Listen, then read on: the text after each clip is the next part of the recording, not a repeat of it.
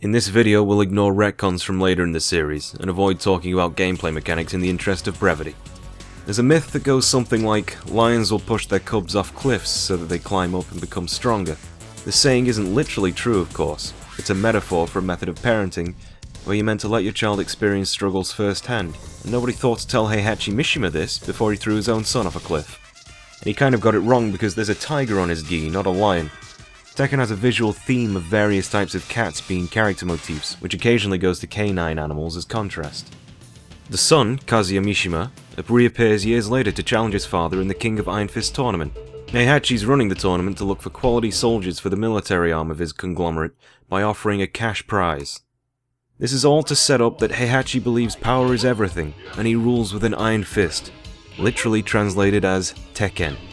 The metaphor of power is taken to a strange extreme where Kazuya and Heihachi quite literally surge with electrical energy. The static may also have something to do with their hairstyles. Kazuya's sub-boss is Lee Chaolan, a kind of mirror clone of Kazuya, who is the adoptive son of Heihachi. He's the new heir to Heihachi's throne, until you beat him like dirt.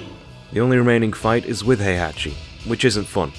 After proving who is truly strongest, Kazuya drops his father off a cliff, as a kind of poetic revenge.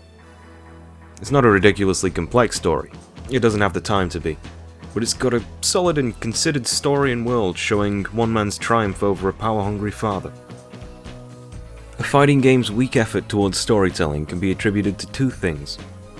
One is that these games have avoided evolving since their origin on weaker hardware and arcade cabinets, which were neither technically suited to having grand or thorough narratives, nor were they the place. You put a token in a machine, you want to be playing the game. The other reason would be hearkening to classic Hong Kong action movies. Though there are outliers, usually a weak narrative is there to scaffold otherwise unrelated but really cool fight scenes. The adoption of this is understandable. You want to fight.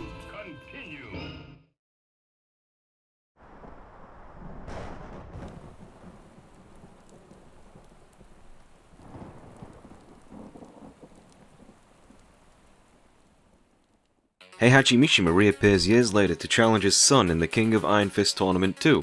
Kazuya's taken over Hokkaido somehow, and he's running a tournament to flaunt his power. If you think that's a random evil thing to do, Kazuya's rap sheet includes kidnapping, corporate extortion, smuggling endangered animals, and inhumane animal experimentation. Kazuya's sins are apparently so great that an angel descends from heaven to exert her wrath. Not even Heihachi got that when he straight up commit patricide. It's a total protagonist switch-up, which is a really commendable way to take the story. The revenge narrative for a problem that he created. Both sides hold an identically individually motivated morality on the face of it. He's out for blood. Having the player take both sides of this between two games may well prove the subjective and unnecessary nature of the feud, though there's some more depth to it. To drive it home, Heihachi's sub-boss is also Lee Chaolan.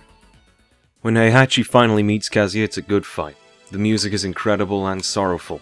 And after you beat Kazuya, he reveals his second form, Devil. The boy sold his soul to the devil for power. He grew wings to show that he never truly climbed up that cliff himself, and all that was ill-gotten. The second Tekken game is a really interesting twist on the original's main themes, which compares true power to borrowed power. This somewhat runs through the two games. Some endings focus on characters acting in characters, but others ask how would each character use their cash prize. Yoshimitsu is a cyborg ninja Robin Hood. King will give his money to an orphanage of disgustingly real children. Twice. Paul breaks some shit. Jack has an interesting arc where he uploads his data to an army of Jacks, and him or one of him seems to adopt a helpless child during Judgment Day, in the second game's opening. His ending was him being struck by a satellite for expressing sentience and care. Armor King is King's nemesis, and part of the underground wrestling circuit. After settling things with King, his ending features him going back into the ring knowing his death is coming, which is pretty dramatic to have come out of nowhere. It's quite dark. There's a kind of dark running theme in some of these endings, that power triumphs over true inner strength, a theme that reoccurs and is remixed after Tekken 4. Nina and Anna Williams are...